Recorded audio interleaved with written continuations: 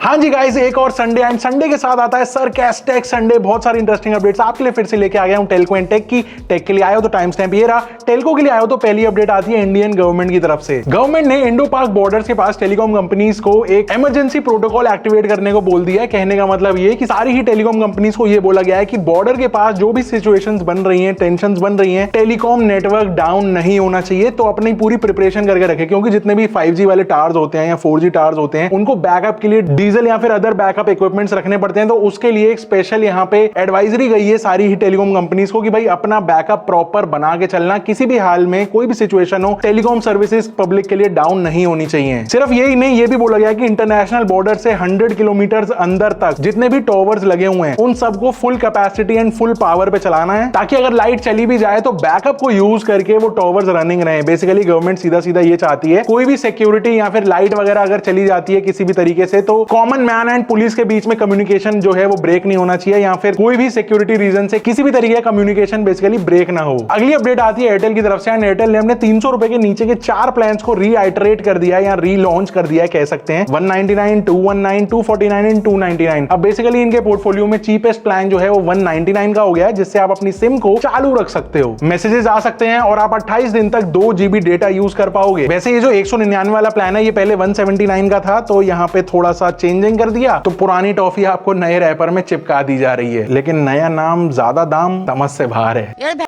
सारे मिलके हमको पागल बना रहे हैं। अगली अपडेट पे चले तो वो आती है सबसे बड़ी BSNL की तरफ से, एंड यहाँ पे कुछ अलग ही झोल चल रहा है। कंपनी इंटरनली ऐसा लग रहा है थोड़ा सा स्ट्रगल कर रही है। कंपनी के अपने ही एम्प्लॉइज 16 मई यानी वर्ल्ड टेलीकॉम डे पर BSNL के खिलाफ ही प्रोटेस्ट करने वाली है, एंड इसका रीजन क्लियर है। उनका ऐसा मानना है कि कंट्री वाइड जो 4G एंड 5G की रोल आउट स्पीड है BSNL की, वो एक कछुए से भी स्लो है। ऑल्सो सिर्फ इतना ही नहीं, इनका जो भारत नेट प्रोजेक्ट है बेसिकली जो फाइबर इंटरनेट का, उसकी भी जो स्पीड है ना वो पेपर पे बहुत अच्छी दिखती है, बट एक्चुअल ग्राउंड पे बहुत स्लो चल रही है। सिंपल भाषा में बोले तो BSNL के लोग खुद ही बोल रहे हैं कि हमें काम करने दो, फुल फ्लेजेडली थोड़ा सा सपोर्ट करो, जिससे कि BSNL तर जाए, काम बढ़िया हो जाए, वरना BSNL तो डूबने की कगार पे है ये, हम और इसको साथ ले डूबेंगे। वैसे मुझे लग रहा है ये कंपनी शायद वन ऑफ द फर्स्ट ऐसी हो सकती है जिसके खुद के एम्प्लॉइज काम करने के लिए प्रोटेस्ट कर रहे हैं। आपको क्या लगता है, इतने सारे जो रिलीफ पैकेजेस BSNL को मिलते हैं हर साल, उसके बाद भी इतनी स्ट्रगल अगर चल रही है कंपनी में, आपका क्या ओपिनियन है इसके ऊपर, आप नीचे कमेंट करके बता सकते हो। आगे बढ़ने से पहले आपको बता दूं हमारी वेबसाइट है goskillny.com। जस्ट इन केस आपने अभी तक चेकआउट नहीं करी हो तो हम बहुत सारे अफोर्डेबल डिजाइनर स्किन्स प्रोवाइड कराते हैं, चाहे आपका फोन हो, लैपटॉप हो, मैक मिनी हो, drone, camera, lenses and what not, मतलब सारे गैजेट्स कवर्ड रहते हैं। नथिंग 3A के भी सारे डिजाइन अपलोड हो चुके हैं, एंड iPhone 16e के भी। अगर अभी तक नहीं देखी हो तो जरूर से जाके चेकआउट कर लेना। एंड एक क्लियरेंस सेल भी चल रही है जिसके अंदर कुछ डिजाइन जो फेड आउट होने वाले हैं वो हमने लिस्ट कर दिए सिर्फ 59 रुपीज से स्टार्टिंग पे। लिंक नीचे दे दूंगा goskillny.com, एंड यहाँ पे आप Magneto X and Magneto Pro जैसे डिवाइसेस भी बाय कर सकते हो, जो अभी तक इंडिया में और कहीं अवेलेबल नहीं है। हमने बहुत हैंड क्यूरेट करके इसको लिस्ट किया अपनी वेबसाइट पे, एंड इन प्रोडक्ट्स के अगर डिटेल रिव्यूज देखने हो तो उसके लिए भी एक वीडियो डाला हुआ है। Magneto Pro वालों के लिए कोड दे दूं Pro 200, यूज कर लेना, 200 रुपए बचेंगे। Now back to our video. अगली अपडेट पे चलते हैं तो इलॉन मस्क का जो स्टारलिंक है उसको फाइनल अप्रूवल जो DOT से है वो मिल चुका है काम करने के लिए।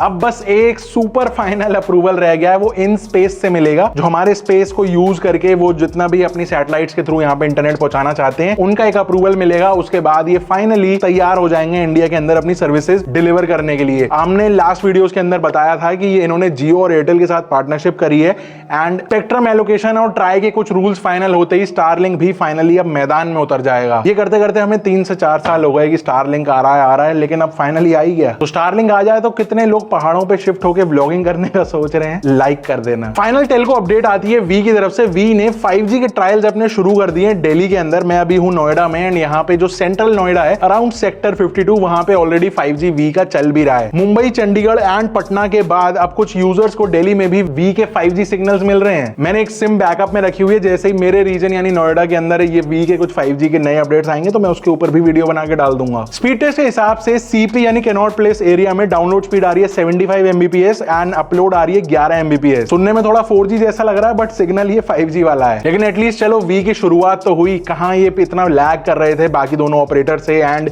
लोग छोड़ के जा रहे थे जिनका सब्सक्राइबर बेस इतना डाउन हो रहा था, अब at least they are back in the game धीरे धीरे ही सही। कंपनी ने कुछ प्रीपेड और पोस्टपेड प्लान्स के अंदर अनलिमिटेड 5G भी बंडल कर दिया है, लेकिन ये इंट्रोडक्टरी ऑफर है तो फ्यूचर में कुछ चेंजेस हो सकते हैं। अगर कोई अभी लेना चाह रहा हो तो चेक कर लेना, 5G आ रहा हो सिग्नल तो करा लेना रिचार्ज, मजा आ जाएगा। एंड अब बात करते हैं टेक की, तो पहली अपडेट आती है हमारे अगेन गवर्नमेंट की तरफ से। तो इंडियन गवर्नमेंट ने सारे जितने भी OTT प्लेटफॉर्म्स हैं सबको मना कर दिया कि पाकिस्तान से रिलेटेड कोई भी कंटेंट यहां पे नहीं चाहिए, सारा का सारा ऑफ एयर कर दिया जाए। मतलब कि Pakistan originated films, shows, song, even podcast भी जो है उनको यहां से हटा दो। यूट्यूब पे कम से कम 20 से ज्यादा पाकिस्तानी जो चैनल्स थे उनको ज्योग्राफिकली इंडिया से यहां पे बैन कर दिया गया है। एंड जैसा कि सबको पता है ये स्टेप्स नेशनल सिक्योरिटी के इंटरेस्ट में लिया गया है, क्योंकि जब से ये टेरर अटैक स्टार्ट हुए हैं तो इसका सीधा मतलब ये है कि इंडिया में आप नेटफ्लिक्स, प्राइम, हॉटस्टार, कोई भी प्लेटफॉर्म आप चलाओगे उस पे उनको भी अपनी सारी कंटेंट लाइब्रेरीज रिवाइज करनी होंगी एंड पाकिस्तान रिलेटेड जो भी कंटेंट है वो सब वहां से रिमूव करना पड़ेगा, एटलीस्ट इंडियन ऑडियंसेस के लिए। तो हाँ वही हानि आमिर के चाहने वालों कैसी लगी।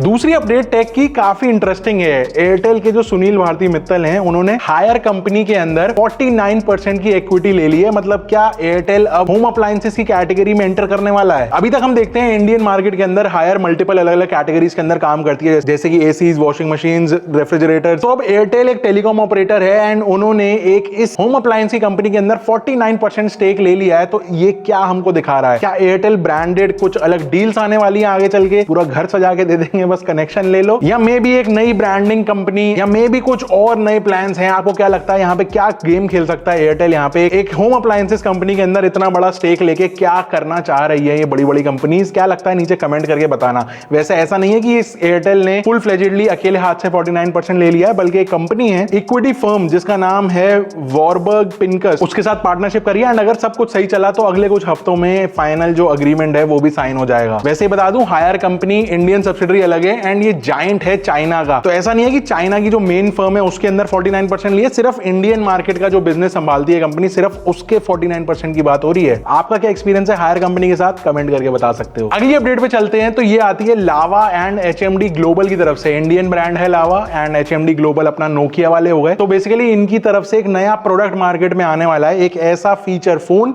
जो मतलब फुल टच वाला नहीं, नॉर्मल कीपैड वाला फीचर फोन, जिसके अंदर आप कंटेंट देख पाओगे लेकिन बिना किसी वाईफाई के या बिना किसी डेटा प्लान के। तो बेसिकली यहाँ पे एक नई टेक्नोलॉजी बताई जा रही है, D2M यानी डायरेक्ट टू मोबाइल टेक्नोलॉजी। आप बिना किसी इंटरनेट या फिर वाईफाई के multiple TV show, videos, audio content directly अपने फोन पे देख सकोगे, जैसे जस्ट लाइक D2H में होता है। लेकिन अब ये काम कैसे करेगा ये तो प्रोडक्ट आने के बाद ही पता चलेगा। अगर इसके ऊपर आपको एक डेडिकेटेड वीडियो चाहिए तो नीचे कमेंट करके बता देना, हम प्रोडक्ट को खरीद के उसके बाद आपको एक डिटेल रिव्यू दिखाएंगे। अब ये जो लावा का फोन है ना, ये तेजस नेटवर्क्स के साथ में मिलकर बनाया गया है। यहाँ पे एक स्पेशल चिप MediaTek ने डेवलप करी है जो कि है MT6261। एक और चिप इसके अंदर यूज की गई है जो कि सांख्या लैब्स के है SL3000। इस चिपसेट की वजह से ये D2M टेक्नोलॉजी पॉसिबल हो पा रही है। तो लावा अपनी ब्रांडिंग में अलग ये फोन निकालेगा एंड HMD ग्लोबल अलग निकालेगा। ऐसा नहीं है कि ये दोनों मिलके, ये दोनों ब्रांड्स अलग अलग इस कैटेगरी के अंदर कूद रहे हैं अपने फोन्स लेके आने के लिए। तो जो काफी सारे ऐसे लोग हैं जिनका बहुत ही रिस्ट्रिक्टेड बजट है या फिर जो ओल्ड एज वाले हैं जिनको बहुत ज्यादा फेमिलियर नहीं है नए आजकल के OS एंड UI से,